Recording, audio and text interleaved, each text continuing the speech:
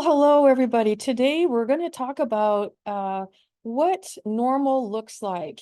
And in a regular relationship, we can start with something called the equality wheel. But we want to take a look at what the equality wheel looks like, and then compare it to the relationship that you've been in. So you can see, here's the baseline, here's what normal healthy behavior looks like, and then here's what I've been dealing with. So let's take a trip around the equality wheel and see how it compares to your experience. And if you get a chance, if you can grab a notebook and just jot some notes down, and maybe we'll have a little discussion about it afterwards once I turn the recording off. But let's start with the 12 o'clock on the equality clock, the non-threatening behavior. So in a regular relationship, you can talk to each other and you feel free and spontaneous, and you can express your feelings. Here's how I'm feeling today, or, oh, you said something that hurt my feelings. Let's talk about it. Like, you feel safe expressing yourself. You can be authentic in the moment. You don't have to edit what you say before you say it for fear of setting him off. So think about your own relationship, and if you were with a partner, if you got mad, he'd throw a vase at the wall, or and then not let you fix the mark on it afterwards to remind you of what's going to happen if you step out of line again, making you feel like you're walking on eggshells, just leaving you with that general feeling that that you've been hit, even if you haven't been hit, but you've been hurt by somebody that is making you feel unsafe. Like, you have to be very careful and think about, oh, well, maybe I shouldn't talk about money right now because he's not in a good mood, or maybe it's not safe for me to be sharing with him how our child did on his latest math test. So there's this feeling of having to be very careful what you say and how you express how you're feeling, because there could be consequences, and that is not a safe, healthy relationship. So this respect, remember what that felt like to be with somebody that treated you with respect. I have women that come from homes where their partners treated each other, their mother and father treated each other very badly, or the father treated mom badly, or vice versa. But I also have many women who come from homes where mom treated dad well, dad treated mom well. They treated each other with respect, and they grew up with that sense that of being respected in a relationship, and they still end up in this type of relationship. And why is that? Because these guys are so charming in the beginning, and in another week we'll talk about the traits of the covert abuser, that sort of that charming gaslighting phase where it's all about their charisma and reeling you in so you get swept off your feet, and then you start to see little signs of disrespect, but they can be easy to dismiss if they're surrounded by public displays of grand displays of affection or attention, or if you're thinking, oh, well, that was a one-off, or he was just having a bad day, or let me forgive and forget and let's move on because now we share a house, now we have kids, there's so much at stake here. Let me just think how I can make this work. Watch out for that, because if you're starting to live with somebody that's treating you disrespectfully, that's a form of abuse. Did he ever tease you? Or if you're still in the relationship, does he make jokes at your expense, put you down, or shame or humiliate you in front of other people? And does he blow it off afterwards and make it your fault, making you think that, oh, I'm too sensitive, or I guess I can't take a joke, or maybe he didn't really mean it that way, or I'm reading too much into it? Watch out, because that's the weaponization of your ability to do self-reflection. Is he treating his opinion as fact? Do you have a different opinion? And if you dare to present that opinion, do you get punished for it or mocked for it? Are you in charge of a $500 million budget during the day, and you come home at night and you don't even have access to the joint bank account? So are you straddling those two worlds where you do have respect at work, and then you come home and you're dealing with somebody that treats you with anything but respect, and especially in front of the children, is he putting you down? Are you really feeling like you are being invalidated? And before everybody joined us this morning, one of our survivors was saying one of the things that she's looking for in a support group is that sense of validation and community, like you have other women, sisters around you that have been through similar experiences. And why is that? You can feel like a lone soldier on the battlefield, or like you are the problem here and you're going crazy, especially if you become isolated, because that's one of their tactics, to isolate you from other sources of perspective. So you can get a sense that, oh no, it's not normal for him to come into the bedroom at 2 in the morning and start talking about his day and expect me to be a willing ear. And if I sound impatient or groggy, he gets mad at me because I'm not just this open container that he can pour his thoughts and feelings in at 2 o'clock in the morning. And then if you're in a group and you're talking like that, and somebody else in the group might say, what, you mean that's not normal? I thought that was normal. And here you can reestablish what it is to be in a relationship where there's equality, where there's non-threatening behavior and respect, and the sense of a trust and support like that you have with your partner, that you can trust him with your experiences and feel that he's going to support you. So if you ever ended up going to couples counseling with this guy, did you share at some point something that happened to you in the past that was a soul wound? Were you sexually assaulted as a teen? And did something else happen in your current relationship that has made you very reluctant to be in the same room, the same bedroom with this guy? Has he tried to do terrible things to you, or has he just made you feel unsafe generally? And who can feel like sexy or want to be intimate with somebody that's made you feel unsafe? And have you gone to couples counseling with this guy? And is he now telling the couples counselor, well, you know, she was raped as a teenager, and I think that's what she's operating out of now, that kind of feeling that's going back to her childhood years. And is the couples counselor getting on board with that and saying, well, maybe you are operating out of your childhood wounds? What will happen if you tell him what he tried to do to you in the bedroom, or how he puts you down or humiliates you or disrespects you and makes you feel like you are old and ugly? And does he fat shame you or call you a slut if you are, you know, if you've just dyed your hair? Has he done things that have made you feel that it's not safe for you to be vulnerable in the bedroom? It's not going to be safe for you to talk about that in a couples counseling setting. And so you're going to end up looking like, oh, well, maybe you are operating out of your childhood wounds, because the therapist is going to take you as you present. But in this type of relationship, it's not safe for you to be sharing your thoughts and feelings with a partner. He will use them against you or exploit them. Have you talked about your wishes and dreams and goals in life while you were going out? And then later when you fell in love with him and you got engaged and got married, did he say anything to you? Well, you don't have to work. You can stay home and raise the kids. I'm going to earn plenty of money for both of us. Did he make any promises like that? And then later, did he fulfill them? Or did he start to make you feel like, or did he tell you, oh, you're such a mooch, you're such a parasite, why don't you go back to work and earn your keep? Never mind the fact that you're raising the kids and making the meals and doing the shopping and just keeping the household functioning. That doesn't count because it doesn't carry a paycheck with it. This type of person tends to identify human worth with net worth. So it's not going to be safe for you to share your vulnerabilities with him, the things that have happened to you that make you feel sad or depressed or anxious or afraid, because what you're doing is you're showing him how to attack you. These are your points of vulnerability. That's where the sword is going to go in going forward. So, have you found that it's been hard to maintain your friendships in this kind of relationship? Has he made fun of your friends, mocked you for hanging out with them, pressured you not to, giving you the silent treatment when you've come back from a night out with your friends? Did you ever find yourself locked out of the house when you come back past curfew? Are you feeling like it's harder and harder for you to maintain your outside circle of activities, interests, and friendship, and that network of support? That's vital to keep that network alive, because he's going to try and sabotage that network, the better to control you. But in order to avoid being driven crazy by this type of person. And you can drive a perfectly intelligent, sane person crazy through isolation and gaslighting and threats and coercion over time. To avoid that, it's so important to maintain or start to reestablish your network of outside support so you can share your story with trusted friends who will lift you up, gather around you, and become your allies going forward.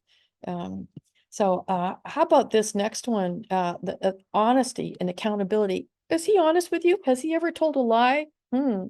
Doesn't he lie easily and often, even when he doesn't need to? You know what one of our ladies said? He lies so much better than I tell the truth. Does he accept responsibility for any harm that he does to you or the children, or does he put it back on you? Are you the one that's always held accountable, even for his bad behavior? Have you ever ended up apologizing for something that he did? Does he deny, minimize any harm that he's done to you in the past? Has he ever admitted being wrong? Yeah, what does that communication look like between the two of you? And couples counselors and therapists will often talk about domestic violence as a communication issue. It's so much more than that. Yes, it can involve communication, but it's where he wants to control the narrative. And it's going to be very hard for you to communicate your needs and desires and your boundaries to your partner. Do you even know what your boundaries are anymore? Is it okay for him to barge into the bathroom when you're using it? But you better not disturb him. Is it okay for him to wake you up in the middle of the night? But God forbid you should do the same to him. Is it okay for him to demand that you get food on the table and do the shopping, even if you're going through chemo? But God forbid you should ask him to do something if he's got a cold. So watch out for that double standard, and watch out for the minimization and the denial on his part. And unfortunately, often survivors of covert abuse and coercive control will also tend to minimize and deny and forgive and forget and want to move on. That's that compassionate heart in you, but also it's a survival skill. If there's a lot at stake now, if you've got a home together, if you've left your residence behind, if you've moved to a different state with him, if you've given up your career to support his and stayed at home to raise the family, and you're helping him to fulfill his dreams, how safe is it for you to be complaining or to be asking for change? And if you have asked for change, how did he respond? Did he say, "Oh, I'm sorry, I didn't mean to hurt you like that. That won't happen again"? And did you see by his behavior he was trying to do better or be better? Or did you find that the more power you gave up, the more power he took from you and used against you, and the more controlling he became, the less kind he became, the more emotionally abusive he became, the more coercive he became? So you see what happens is you give up power rather than sharing power and still maintaining that sense of equality. It becomes this, you're operating from a one down position where he's taking from you. It's life as a zero-sum game where he lifts himself up by putting you down. So if he were to ever admit that he was wrong, well, that would put him in a one down position. He has to be right all the time, even when he's wrong. And he has to make you wrong all the time, even when you're right. And what a mind F, if you know what I mean, that is over time, especially if you've been ended up being isolated. So how about parenting? How about sharing parenting duties and responsibilities? And in an equal relationship, you share parental responsibilities.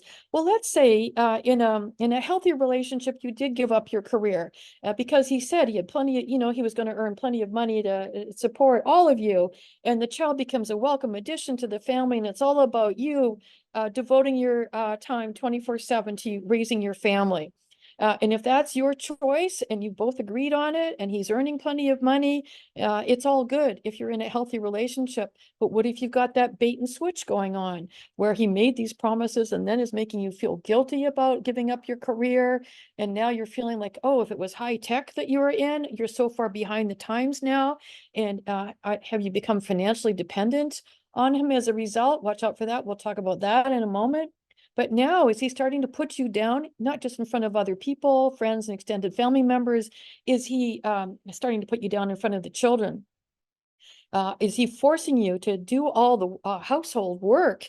Are you still even working 40 hours a week and still having to put food on the table and do all the shopping and keep the house, do all the housekeeping and help the kids with their homework and get the kids to school and back and to the pediatrician? Are you doing it all? And are you feeling like a single parent? Because in effect, you are. That's not responsible parenting. Well, let's say you've got 3 kids. My dear, my sister, you don't have 3 kids, you got 4. And one may make you feel sometimes like you've got another 4-year-old trapped in the body of a 200-pound man that when things don't go his way, he's going to have a temper tantrum. And with a 4-year-old, toys can get broken. With a 200-pound man, other things can get broken. People can get broken. So you can pick up a 4-year-old and put him in a timeout. What do you do with a grown man that's going to make you hold your breath until you turn blue if he doesn't get what he wants? That's dangerous. And especially when they have that outside persona of being the stand-up guy, that pillar of the community. Is he a doctor, a therapist, a religious leader, a celebrity, a CEO out in the world? And do other people think, oh, he's a great guy? They haven't seen these red flags that he saves for you and the kids. That can also be crazy making because you're seeing the truth, but nobody else is. And if you call him on that, oh my gosh, good luck with that, because he's going to make you pay for seeing the monster behind the mask. They don't do well with confrontation. They don't do well with the truth. We had a survivor once that discovered that her husband was having an affair with another man. And when she showed him the picture, caught them together, he put his hands on her throat and squeezed and said, "Why are you making me do this?" She now has to wear a stent in her heart. And this is decades later as a result of that incident, of that one-time event. But that's when he raised his hand to her and said, "I have the power of life and death over you, and I'm willing to exercise that power anytime rather than hold myself accountable." So imagine having a parent like that. If he's treating you like that, often they go on and treat the children like that.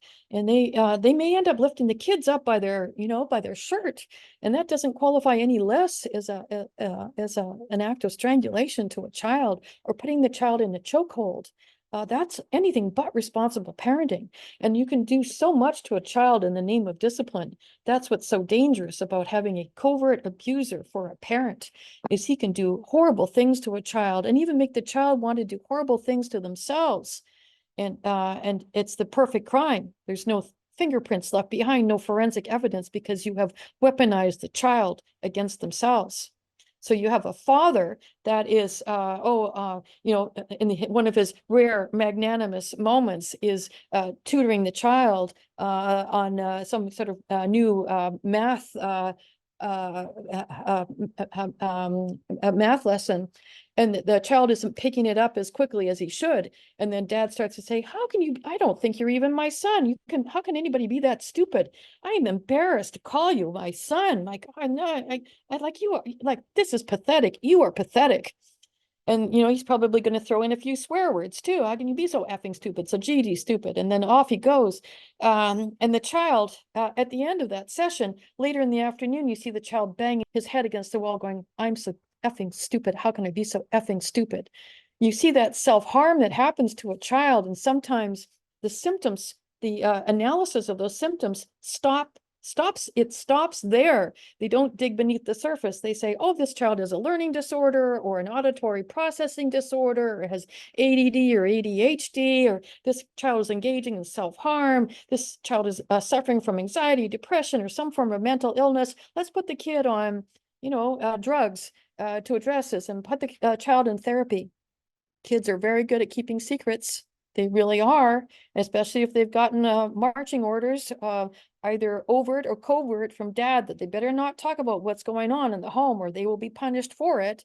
You've got dad brainwashing the kid, saying, I never said those things to you. You know what the truth is. I was just helping you with your homework. You know that's the truth. And so just tell the truth, son. And that's what he'll say to the son going in to talk to a CPS worker or custody evaluator. Just tell the truth. And the truth will be what dad has programmed the child to believe now. Gaslighting. If you have been vulnerable to gaslighting as a grown adult, imagine how vulnerable a child is when their brain is still developing to gaslighting and thought reform. I often say it's like getting sucked into a cult. It's like becoming a prisoner of war. It's like becoming possessed by a demon when you're involved with a covert abuser. The same applies to kids as to adults, but how much more vulnerable they are when their brain is still forming.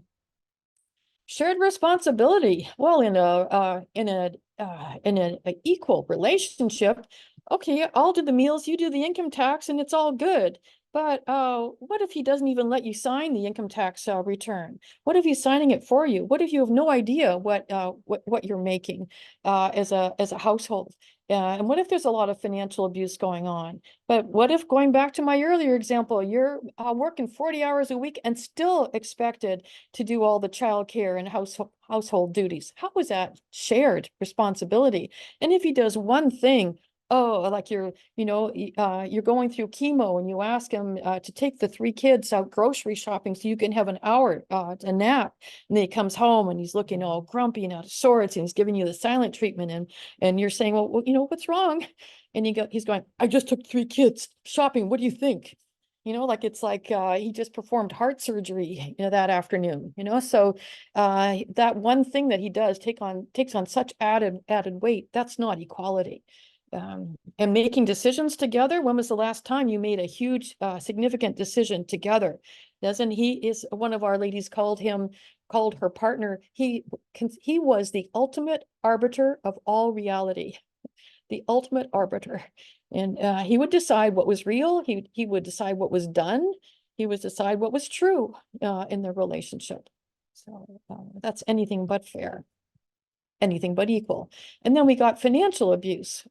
Were you in a relationship where you shared the finances? In some relationships, that is the case. And she's got free reign with the finances, and everything goes into the joint account. But in many, if not most cases, he's got his own separate account, and he often puts her on an allowance, and she's got to account for every penny. Far from making decisions together. I mean, he's the one that's making the decision about, what house they buy, or what stocks they invest in, or whether or not to have a college fund, or is he dipping into that college fund, or what's he doing with the joint assets? And are you having to account for every penny while he's gone off and bought, a dozen motorcycles or a new fancy car, and then maybe you don't even find out about it until later. And later do you find out that there's been a huge debt run up in your name, and there's a new bill that's come to pass now that helps domestic violence survivors avoid being held liable for the financial debt incurred through coerced debt. So talk to your attorney about that. And all of these forms of abuse that I'm talking about are grounds for a restraining order in California anyway, under Family Code 6320. Because these are all examples of disturbing the peace through coercive control. And that's how they expanded the definition of domestic violence to include expanding the definition of disturbing the peace by incorporating a pattern of threatening, isolating, controlling behavior that we see in coercive control and covert abuse, like you're seeing in this, the opposite of the equality wheel, which is the opposite of negotiation and fairness. Are you going through a divorce with this guy? Their idea of a fair settlement is for them to walk away with everything and for you to have nothing. So how about when you're in the relationship? Would you talk about where you're going to spend the family vacation? Would he decide? If you decided, would you be made to pay for it later? Did you find yourself being pushed out of the car in the middle of nowhere in a town you didn't even know the name of, having to try to find your way back to the hotel? Did he take off and take the passport with you? Or has he taken your passport away? Has there been any major life decision that you've been able to participate in fully? Do you feel that there is that equal balance in your relationship, or are you feeling like you are living in a relationship where life is a zero-sum game, where if you win, he must have lost something. He's got to take from you to have what he needs. That same mindset will apply as you're going through divorce with him. So be careful, because negotiation, good luck with that, because you can't negotiate with a terrorist. So we're not talking about unhealthy relationships here. We are talking about abusive relationships. In unhealthy relationships, they may take turns hurting one another, or there may be one person that hurts you, but you're not living in an atmosphere of fear for the most part. There could be disrespect, and there could be irresponsibility, and there could be cheating. But there's the sense of ongoing control, the sense of making you feel like you're a prisoner in your own home, having to edit what you say all the time, operating that feeling with that feeling of fear is what pushes it out of the unhealthy realm and into the abusive realm. Because if you're living with a covert abuser or escaping from a coercive controller, you are escaping a very dangerous relationship, and the safety risk escalates when you end a relationship like this, because they're all about control. And when you are wanting to end that relationship, you are signaling to them that they no longer have control over you. And often they will try to do whatever it takes to get that control back. So safety planning has to be part of your planning if you're wanting to end a relationship like this. So check out our womensv.org, www.womensv.org page to really get a handle on what safety planning is all about when it comes to escaping from this kind of relationship, because it's safety first always. If any of what I'm talking about resonates with you and you want to see this work continue, would you take a moment and click on the like button, maybe another moment to click on the subscribe button? How about a third moment to click on or go visit womensv.org and click on the donate button to help us keep this program going? So like, subscribe, donate, LSD, easy to remember. Thank you, everybody, and let's keep doing the work.